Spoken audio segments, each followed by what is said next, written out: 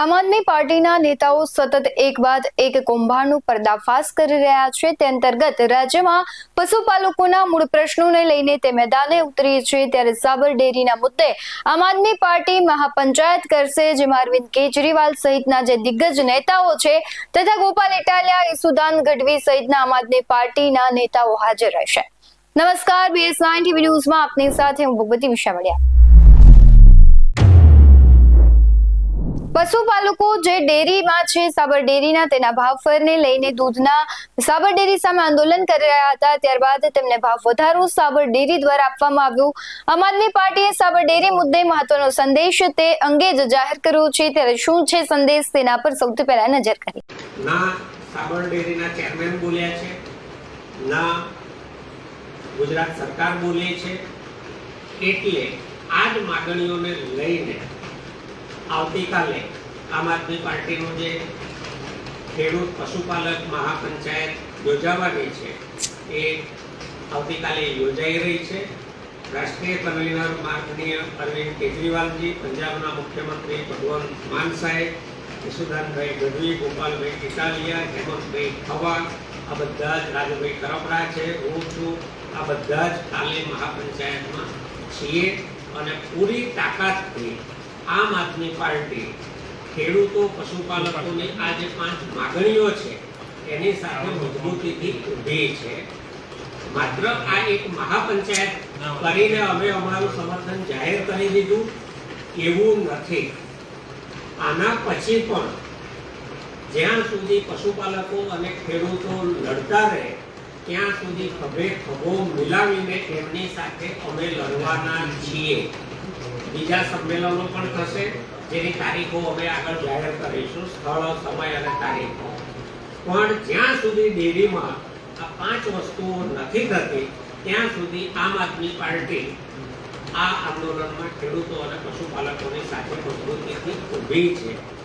આવા ને આવા પ્રશ્નો, આ લડાયક જનતા છે, ખેડૂતો પશુપાલકોનો એક અલગ મિજાજ છે એટલે ખુલીને બહાર આવ્યા। બીજી પણ ગુજરાતની, સૌરાષ્ટ્રની કેટલીક ડેરીઓમાં આવા નવા પ્રશ્નો છે પણ હજી એ ખુલીને બહાર આવ્યા નથી। તો આમ આદમી પાર્ટી સમગ્ર ગુજરાતમાં સહકારી ક્ષેત્રનું સરકારીકરણ કરવાની ભારતીય જનતા પાર્ટીએ જે નિમ્ન કક્ષાની અથવા હલકટ કહેવાય એવું કૃત્ય કર્યું છે એને આખા ગુજરાતમાં અમે ઉજાગર કરીશું અને સહકારી ક્ષેત્રને જે મૂળ એની જૂની સ્થિતિ હતી વિશ્વાસની, એ વિશ્વાસનું વાતાવરણ, પારદર્શકતા એમાં આવે એનું અમારું એ મિશન છે। માત્ર એક આંદોલન, રાજકીય ઘટના નથી। આભાર।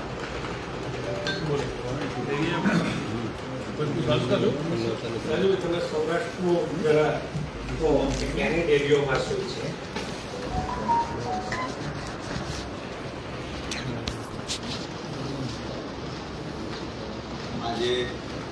આજની પત્રકાર વાર્તામાં જે મિત્રો અહીંયા ઉપસ્થિત છે આપ સૌનું હૃદયથી સ્વાગત છે।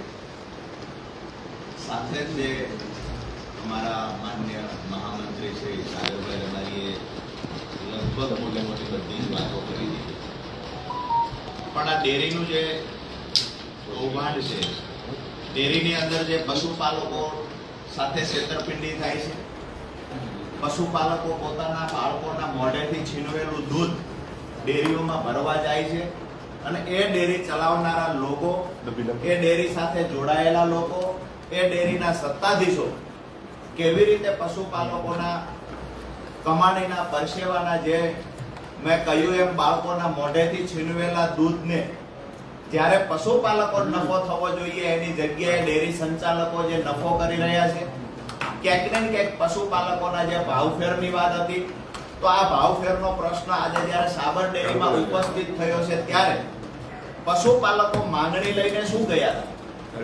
આજે વિસ્તારમાં ચર્ચા થાય છે ક્યાંક ને ક્યાંક ભારતીય જનતા પાર્ટીનું આઈટી સેલ હોય કે સાબર ડેરીમાં જોડાયેલા અમુક સત્તાધીશો જેને મલાઈ ખાધી છે, એ ક્યાંક ને ક્યાંક એવી 2 દિવસથી ચર્ચાઓ વહેતી મૂકી છે કે અહીંયા સમાધાન થઈ ગયું છે, પશુપાલકોની માંગણી સંતોષવામાં આવી છે, તમામ આરોપીઓને જામીન મળી ગયા છે, આવી વાહિયાત વાતો કરવામાં આવે છે.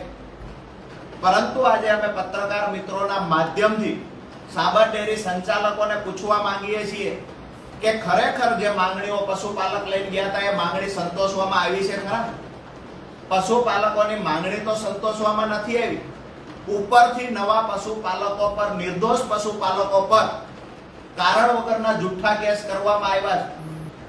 આ જુઠ્ઠા કેસ કરવામાં આવ્યા એની આવનાર સમયમાં મુદતો નહીં પડે.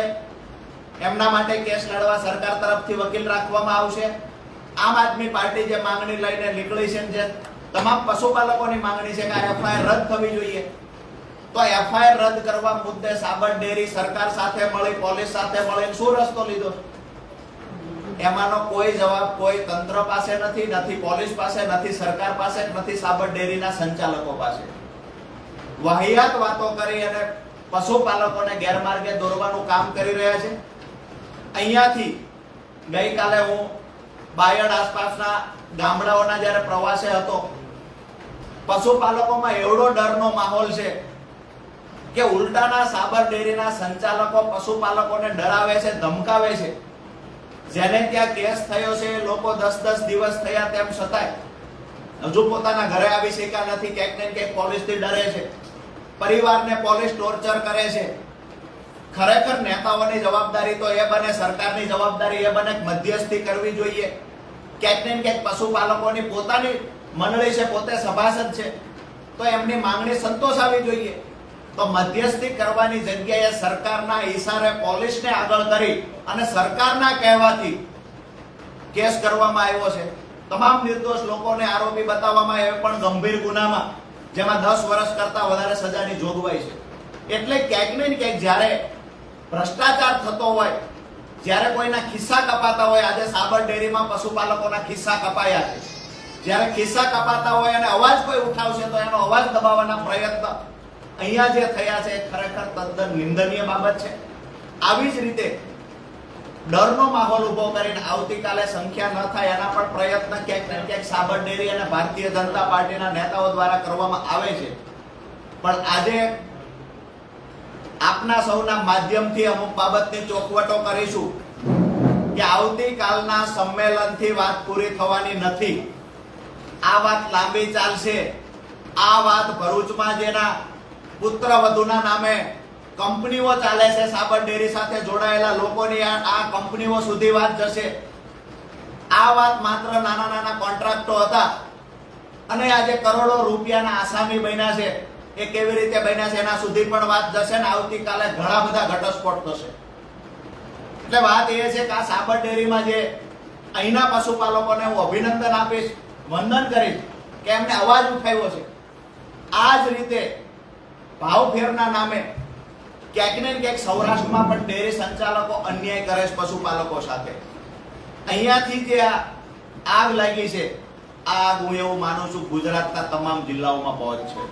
આ આંદોલન ગુજરાતના તમામ જિલ્લાઓમાં પહોંચશે. કારણ કે ક્યાંક ને ક્યાંક નકલી દૂધ બનાવી, ઓરિજિનલ દૂધ કાઢી અને એની અંદર પાણી ભેળવી, ક્યાંક ને ક્યાંક તાઇફાઓ જે સભાઓ ભારતીય જનતા પાર્ટીની થતી હોય તો એના તમામ ખર્ચ ડેરી સંચાલકો ડેરી ઉઠાવે છે. તો આ તમામ પૈસા ક્યાંથી આવે છે? મૂળ તો પશુપાલકોના ભાવફેરના પૈસા છે, પશુપાલકોનો નફો છે.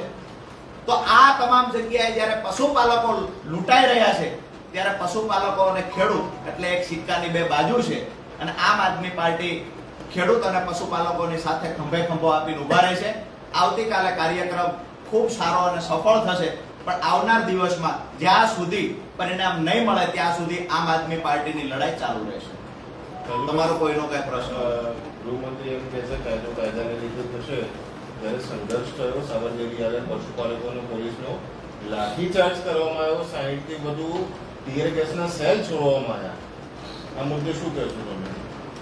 જ્યારે ગૃહમંત્રી એવું કહેતા હોય કાયદામાં રહેશો તો ફાયદામાં રહેશો, હું એવું માનું છું ભાજપમાં રહેશો તો ફાયદામાં રહેશો. હું એવું માનું છું કે સહકારી ડેરીમાં જોડાયેલા રહેશો તો ફાયદામાં રહેશો. હું એવું માનું છું ભાજપનું મેન્ડેટ લાવીને ભાજપના નેતા સાથે સાઠગાંઠ રાખીને સહકારી ડેરીમાં ખુરશી પર બેસી જશો તો ફાયદામાં રહેશો.